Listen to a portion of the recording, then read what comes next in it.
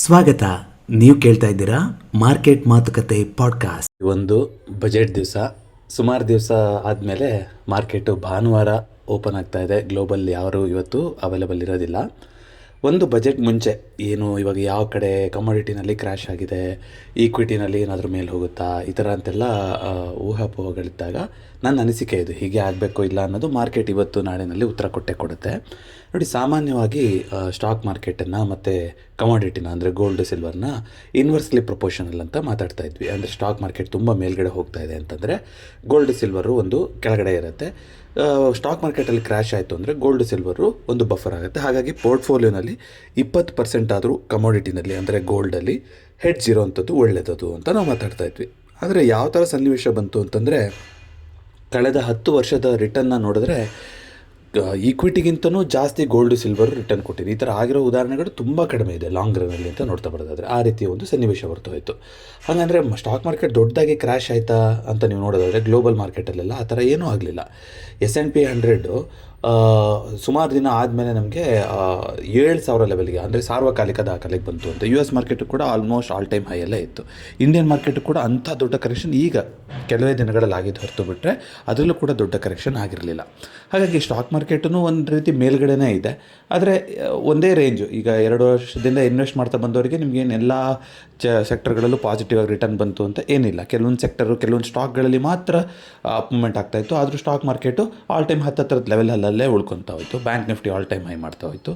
Gold silver ಕೂಡ ಮೇಲ್ಗಡೆ ಹೋಗ್ತಾ ಹೋಯಿತು. ಇದು ಯಾವ ಥರ ರಿಲೇಷನ್ನು ಅನ್ನೋದು ತುಂಬ ಜನಕ್ಕೆ ಕನ್ಫ್ಯೂಷನ್ ಬರ್ತಾ ಹೋಯ್ತಲ್ವಾ. ಈಗ ಗೋಲ್ಡ್ ಸಿಲ್ವರಲ್ಲಿ ಕರೆಕ್ಷನ್ ಅಂತ ಬರ್ತಾ ಇದೆ. ಅದು ಕೆವಿನ್ ವಾರ್ಷ್ ಅವ್ರು ಬಂದಿರೋದು ಅಂತ ಹೇಳ್ತಾ ಹೋಗೋದಾದರೂ ಇದು ಪ್ರಾಫಿಟ್ ಬುಕ್ಕಿಂಗ್ ಆಗ್ತಾ ಇದೆ. ರಷ್ಯಾ ಕೂಡ ಸೆಲ್ ಮಾಡ್ತಾ ಇದೆ ಅಂತ ಬಂದಿತ್ತು, ಏಕೆಂದರೆ ಅವರು ವಾರ್ ಎಕ್ಸ್ಪೆನ್ಸಸ್ನ ಭರಿಸಬೇಕು ಅಂತ.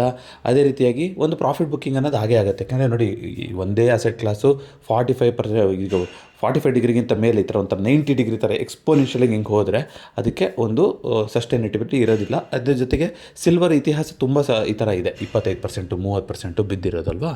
ಈಗ ಅದು ಕರೆಕ್ಷನ್ ಆಗಿದೆ. ಹಾಗಾದರೆ ಮಾರ್ಕೆಟ್ ಫುಲ್ ಮೇಲ್ಗಡೆ ಹೋಗುತ್ತಾ ಅಂದರೆ ಆ ಥರ ಸಿಚುವೇಶನ್ ನಿಮಗೆಲ್ಲರೂ ಕಾಣಿಸ್ತಾ ಇದೆಯಾ? ಇರಾನ್ದು ಯುದ್ಧದ ಸನ್ನಿವೇಶ ಅದು ಹಾಗೆ ಇದೆ. ಟ್ಯಾರಿಫಿಂದು, ಟ್ರೇಡ್ ಡೀಲ್ದು ಏನಾದರೂ ಆಗಿದೆಯಾ? ಆಗಿಲ್ಲ. ಸೊ ಗ್ಲೋಬಲ್ ಲೆವೆಲಲ್ಲಿ ಈಗಲೂ ಕೂಡ ಆತಂಕ ಅನ್ನೋದು ಹಾಗೆಯೇ ಇದೆ, ಅದರದ್ದೇನು ಚೇಂಜ್ ಆಗಿಲ್ಲ. ಈಗ ನ್ಯೂಸ್ ಬರ್ತಾ ಇರೋದಂತೇನು ಅಂದರೆ ಗೋಲ್ಡ್ ಸಿಲ್ವರ್ಗೆ ಇನ್ನೂ ಹೆಚ್ಚಾಗೋಕ್ಕೆ ಇವತ್ತು ಬಜೆಟ್ ದಿನ ಇರೋದ್ರಿಂದ ಇಂಡಿಯನ್ ಬುಲಿಯನ್ಗಳಿರುತ್ತೆ, ಇಲ್ಲಿ ಏನೋ ಒಂದು ಅಸೋಸಿಯೇಷನ್ಗಳಿರುತ್ತಲ್ವ, ಅವರು ಇಂಪೋರ್ಟ್ ಡ್ಯೂಟಿನ ಕಮ್ಮಿ ಮಾಡಿ ಅಂತ ಕೇಳ್ಕೊಂಡಿದ್ದಾರಂತೆ ನಿರ್ಮಲಾ ಸೀತಾರಾಮನ್ ಅವರಿಗೆ. ಲಾಸ್ಟ್ ಇಯರು ಇಂಪೋರ್ಟ್ ಡ್ಯೂಟಿ ಕಮ್ಮಿ ಮಾಡಿದ್ದು ಅನ್ನೋದಕ್ಕೆ ಬರೀ ಆ ನ್ಯೂಸ್ ಬಂದಿದ್ದಕ್ಕೆ ದೊಡ್ಡದಾಗಿ ಒಂದು ಕ್ರ್ಯಾಶ್ ಆಗಿತ್ತು ಗೋಲ್ಡಲ್ಲಿ, ನಿಮ್ಗೆ ನೆನಪಿರ್ಬೋದು. ಸೊ 4% ಇಳಿಸಿ ಅಂತ ಹೇಳ್ತಾ ಇದ್ದಾರೆ. ಯಾಕಂದರೆ ಕಳ್ಳ ದಾರಿನಲ್ಲಿ ದೇಶದೊಳಗಡೆ ಬರುವಂಥ ಗೋಲ್ಡ್ ತಪ್ಪಿಸ್ಬೋದು. ಸೊ ಅದಕ್ಕೂ ಕೂಡ ನಿಮಗೆ ಟ್ಯಾಕ್ಸೇಷನ್ ಸಿಗ್ತಾ ಹೋಗುತ್ತೆ. ಎಲ್ಲರೂ ಏನು ಜಾಸ್ತಿ ಪೇ ಮಾಡೋದಿಲ್ಲ ಅಂತಂದರೆ ಎಲ್ಲ ಸರಿಯಾಗಿ ತೊಗೊಂಬರ್ತಾರೆ ಅಂತ. ಇದ್ರ ಮಧ್ಯದಲ್ಲಿ ಗ್ಲೋಬಲ್ ಲೆವೆಲಲ್ಲಿ ಮಾರ್ಜಿನ್ ರಿಕ್ವೈರ್ಮೆಂಟ್ಗಳನ್ನು ಜಾಸ್ತಿ ಮಾಡ್ತಾ ಇದ್ದಾರೆ ಅಂತ ಒಂದು ಸುದ್ದಿ ಬಂದಿದ್ದು. ಇದರಿಂದನೂ ಕೂಡ ನೋಡಿ, ಸುಮಾರು ಜನದ್ದು ಇವಾಗ ಏನಾಗುತ್ತೆ, ಸ್ಕ್ವೇರ್ ಆಫ್ ಮಾಡ್ಕೋಬೇಕಾಗತ್ತೆ. ಯಾಕೆಂದರೆ ಅಷ್ಟು ಮಾರ್ಜಿನ್ ಎಲ್ಲರ ಅಕೌಂಟಲ್ಲೂ ಇರೋದಿಲ್ಲ. ದೊಡ್ಡ ಪೊಸಿಷನ್ಗಳನ್ನ ತೊಗೊಂಡಿರ್ತಾರೆ. ಅಂಥವರೆಲ್ಲ ಇವಾಗ ಬಿಟ್ಕೊಡ್ಬೇಕಾಗತ್ತೆ. ಹಾಗಾಗಿ ಗೋಲ್ಡ್ ಸಿಲ್ವರ್ದು ಇನ್ನೂ ಒಂದು ಇದು ಟ್ರೈಲರ್ ಅಂತಲೇ ಹೇಳ್ಬೋದು, ಇನ್ನೂ ಕೂಡ ಕೆಳಗಡೆ ಹೋಗುವಂಥ ಸಾಧ್ಯತೆ ಇದೆ. ಅದನ್ನ ನೆನ್ನೆ ವಿಡಿಯೋದಲ್ಲಿ ನಾವು ಮಾತಾಡಿದ್ವಿ ಕೂಡ.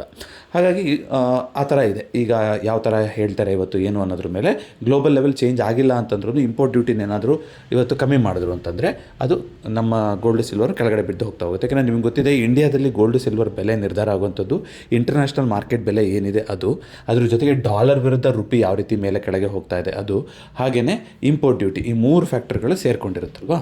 ಸೊ ನೋಡೋಣ ಅಂಥದ್ದು ಯಾವ ರೀತಿ ಆಗುತ್ತೆ ಅಂತ. ಸೊ ಇಂಡಿಯನ್ ಮಾರ್ಕೆಟಲ್ಲಿ ಸುಮಾರು ಸೆಕ್ಟರ್ಗಳಲ್ಲಿ ಇವಾಗ 30 to 40% ಕರೆಕ್ಷನ್ ಆಗಿರುವಂಥ ಸ್ಟಾಕ್ಗಳು ಇದೆ. ಸೊ ಬಜೆಟ್ ದಿವಸ ಈ ಸ್ಟಾಕ್ಗಳನ್ನು ನಾವು ಐಡೆಂಟಿಫೈ ಮಾಡೋದು ಇಂಪಾರ್ಟೆಂಟ್ ಆಗ್ತಾ ಹೋಗುತ್ತೆ. ನಿಫ್ಟಿನೇ ನನಗೆ ಆಲ್ ಟೈಮ್ ಹೈ ಹೋಗುತ್ತೆ ಅನ್ನೋವಂಥ ಏನೋ ಒಂದು ಅವಕಾಶಗಳು ಕಡಿಮೆ ಇದೆ ಅಂತ ನನ್ನ ಅಭಿಪ್ರಾಯ. ಈಗ ನೋಡೋಣ ಅದು ಯಾವ ರೀತಿ ಆಗ್ತಾ ಹೋಗುತ್ತೆ ಅಂತ. ಜೊತೆಗೆ FIDIಗಳು ಏನು ಪೊಸಿಷನ್, FI ಮತ್ತು ಪ್ರೋಗಳ ಪೊಸಿಷನ್ನ ಕ್ಲೋಸ್ ಮಾಡ್ಕೊಂಡಿರೋದು ನೋಡೋದಾದರೆ ಬಜೆಟ್ಗಿಂತ ಮುಂಚೆ ತುಂಬ ಆಪ್ಟಿಮಿಸ್ಟಿಕ್ ಆಗಿ, ತುಂಬ ಪಾಸಿಟಿವ್ ಆಗಿ ಏನಿರೋ ಥರ ಕಾಣಿಸ್ತಾ ಇಲ್ಲ ನನಗೆ. ಅಫ್ಕೋರ್ಸ್ ಬಜೆಟಲ್ಲಿ ಸರ್ಪ್ರೈಸ್ಗಳು ಬಂದೇ ಬರ್ಬೋದು. ಈ ಸಲ ಪಾರ್ಟ್ ಬಿ ಏನು ಸ್ಪೀಚ್ ಮಾಡ್ತಾಯಿದ್ರು, ತುಂಬ ಬೇಗ ಮೊಟಕುಗೊಳಿಸ್ತಾಯಿದ್ರು. ಬರೀ ಇನ್ಕಮ್ ಟ್ಯಾಕ್ಸು ಈ ಥರದ್ದು ಮಾತ್ರ ಬರ್ತಾಯಿತ್ತು ಅದರಲ್ಲಿ. ಅದನ್ನು ಈಗ ಪಾರ್ಟ್ ಬಿನಲ್ಲಿ ಇನ್ನೂ ಇವಾಗ ಇಂಡಿಯಾದು road map, economic road map ಬಗ್ಗೆ ಎಲ್ಲ ಮಾತಾಡ್ತೀವಿ ಅಂತ ಹೇಳಿದ್ದಾರೆ. ನೋಡೋಣ ಅದು ಏನಾಗುತ್ತಾ ಹೋಗುತ್ತೆ ಅಂತ. ನೋಡಿ, ನನ್ನ ಅನಿಸಿಕೆ ಮತ್ತೆ ಹೇಳ್ತಾ ಇದ್ದೀನಿ, ಇದರ ಸಾರಾಂಶ ನಾನು ಈ ವಿಡಿಯೋ ಮಾಡಿದ್ದು ಏನಕ್ಕೆ ಅಂದರೆ, ಈಗ ಗೋಲ್ಡ್ ಸಿಲ್ವರ್ ಕ್ರ್ಯಾಶ್ ಆಯ್ತಲ್ಲ, ಹಾಗಾದರೆ ಈಕ್ವಿಟಿ ಫುಲ್ ಮೇಲೆ ಹೋಗುತ್ತಾ, ಈಕ್ವಿಟಿನೇ ಇವಾಗ ಟಾಪಿಗೆ ಹೋಗುತ್ತಾ ಅಂದರೆ ಆ ಸನ್ನಿವೇಶನೂ ನನಗೆ ಕಡಿಮೆ ಅಂತ ಅನ್ನಿಸ್ತಾರೆ. ಯಾಕಂದರೆ ಒಟ್ಟಿಗೆ ಮೇಲಕ್ಕೆ ಹೋಗಿದ್ವು, ಈಗ ಕೆಳಗಡೆ ಬಂದಾಗಲೂ ಕೂಡ ಎರಡು ಒಟ್ಟಿಗೆ ಕೆಳಗಡೆ ಬರೋ ಥರ ಅನ್ನೋ ಸಿಚುವೇಶನ್ ಕಾಣಿಸ್ಬೋದು. ಹಾಗಂತ ಬಜೆಟ್ ದಿನ ಮಾರ್ಕೆಟ್ ಕ್ರ್ಯಾಶ್ ಆಗುತ್ತೆ ಅಂತ ನಾನು ಹೇಳ್ತಾ ಇಲ್ಲ. ಆದರೆ ಒಂದಿಷ್ಟು ಸೆಕ್ಟರ್ಗಳನ್ನ ನಾವು ನೋಡ್ತಾ ಹೋಗ್ಬೇಕಂದ್ರೆ ಇಂಡಿಯನ್ PSU ಸೆಕ್ಟರ್ಗಳು, ಮಿನಿರತ್ನ, ಮಹಾರತ್ನ, ನವರತ್ನ ಅಂತ ಇನ್ನು ಪ್ರೀಮಿಯರ್ನಲ್ಲಿ ಸಪ್ರೇಟಾಗಿ ವಿಡಿಯೋ ಕೂಡ ಇದೆ. ಇದು ಆ ಸ್ಟಾಕ್ಸ್ಗಳಾಗಿರ್ಬೋದು, ಜೊತೆಗೆ ಒಂದಿಷ್ಟು ಮ್ಯಾನುಫ್ಯಾಕ್ಚರಿಂಗ್ ರಿಲೇಟೆಡ್ ಸ್ಟಾಕ್ಸ್ಗಳಾಗಿರ್ಬೋದು, ಡಿಫೆನ್ಸ್ ರಿಲೇಟೆಡ್ ಸ್ಟಾಕ್ಸ್ಗಳಾಗಿರ್ಬೋದು, ಒಂದು ಲಾರ್ಜ್ ಸ್ಕೇಲಲ್ಲಿ ಅಂತ ನೋಡೋದಾದರೆ ಇದರೊಳಗಡೆ ಬರ್ತಾ ಹೋಗುತ್ತೆ ಮಿನಿರತ್ನ, ಮಹಾರತ್ನ, ನವರತ್ನ ಅಂತ. ಸಾಧ್ಯವಾದರೆ ನಾನು ಅಂತಹ ಒಂದು ಚಾರ್ಟ್ಸ್ಗಳನ್ನು ಇವತ್ತು ಕೊಡುವಂಥ ಪ್ರಯತ್ನ ಮಾಡ್ತೀನಿ. ಜೊತೆಗೆ ಒಂದಿಷ್ಟು ಬ್ರೋಕರ್ಸ್ಗಳು ಒಳ್ಳೆ ರೀತಿಯಾದಂಥ ಡ್ಯಾಶ್ಬೋರ್ಡ್ಗಳನ್ನು ಬಿಲ್ಡಪ್ ಮಾಡಿದ್ದಾರೆ. ಫೈರ್ಸ್ ಆಗಲಿ ಮತ್ತೊಂದರಲ್ಲಿ ನಿಮಗೆ ಸೆಕ್ಟರ್ ಸ್ಪೆಸಿಫಿಕ್ ಆಗಿ ಹೀಟ್ ಮ್ಯಾಪು, ನ್ಯೂಸು, ಚಾರ್ಟ್ಸು ಎಲ್ಲ ಒಂದೇ ಕಡೆ ನೋಡುವಂಥದ್ದು. ಸಾಧ್ಯವಾದರೆ ಅದನ್ನು ಕೂಡ ಇವತ್ತು ಟ್ರ್ಯಾಕ್ ಮಾಡಿಬಿಟ್ಟು ಅಪ್ಡೇಟ್ ಕೊಡುವಂಥ ಪ್ರಯತ್ನ ಮಾಡ್ತಾ ಇರ್ತೀನಿ. ಸೊ ನೋಡೋಣ, ಇದು ಬಜೆಟಿನ ಚಿಟ್ ಚಾಟ್ ಈ ಕ್ವಿಕ್ಕಾಗಿ ಮುಗಿಸ್ಕೊಡ್ತಾ ಇದ್ದೀನಿ.